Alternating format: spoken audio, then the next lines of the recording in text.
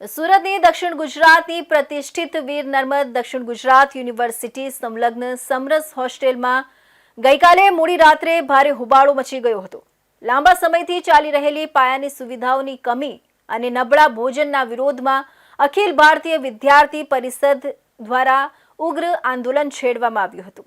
ન્યાયની માંગ સાથે સેંકડો વિદ્યાર્થીઓ હોસ્ટેલના મુખ્ય ગેટ પર જ સૂઈ ગયા હતા અને તંત્ર વિરુદ્ધ સૂત્રોચ્ચાર કર્યા હતા। સુરતની સમરસ હોસ્ટેલમાં રહેતા વિદ્યાર્થીઓનો આરોપ છે કે તેમને છેલ્લા ઘણા સમયથી પૌષ્ટિક અને શુદ્ધ આહાર મળી રહ્યો નથી। ભોજનની ગુણવત્તા એટલી હદે ખરાબ છે કે વિદ્યાર્થીઓના સ્વાસ્થ્ય સામે જોખમ ઊભું થયું છે। આ ઉપરાંત હોસ્ટેલમાં રહેવાની મૂળભૂત સુવિધાઓ જેવી કે પીવાનું ચોખ્ખું પાણી, સાફ સફાઈ અને મેન્ટેનન્સનો સદંતર અભાવ જોવા મળી રહ્યું છે। વિદ્યાર્થીઓના જણાવ્યા અનુસાર આ બાબતે અનેકવાર હોસ્ટેલ પ્રશાસનને લેખિત અને મૌખિક રજૂઆતો કરવામાં આવી હતી, પરંતુ વહીવટી તંત્રના બહેરા કાને કોઈ જ અવાજ પહોંચ્યો ન હતો।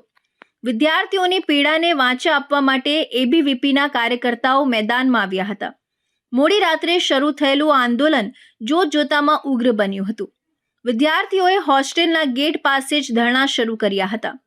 આક્રોશ એટલો હતો કે અમને સુવિધા આપો અથવા ખુરશી ખાલી કરોના નારાઓથી આખું કેમ્પસ ગુંજી ઉઠ્યું હતું।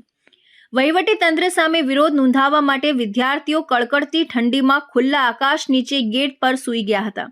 મેસમાં અપાતા ખોરાકની ગુણવત્તા સુધારવામાં આવે અને ડાયટ ચાર્ટ મુજબ પોષણયુક્ત આહાર મળે। હોસ્ટેલમાં પીવાના પાણીના આરઓ પ્લાન્ટ અને શૌચાલયની નિયમિત સાફ સફાઈ કરવામાં આવે।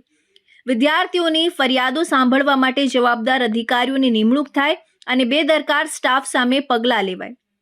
વિદ્યાર્થી નેતાઓએ જણાવ્યું હતું કે સરકાર દ્વારા સમરસ હોસ્ટેલ જેવી સુવિધાઓ પાછળ કરોડો રૂપિયાનો ખર્ચ કરવામાં આવે છે, તેમ છતાં અધિકારીઓની મિલીભગત અને લાપરવાહીને કારણે વિદ્યાર્થીઓએ હેરાન થવું પડે છે।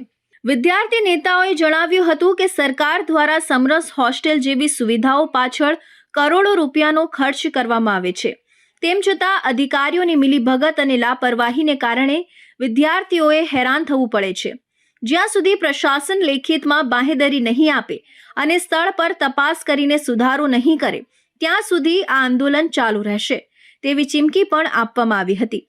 તંત્રએ મામલો થાળે પાડવા પ્રયાસો કર્યા હતા, જોકે વિદ્યાર્થીઓ પોતાની માંગ પર અડગ રહ્યા હતા।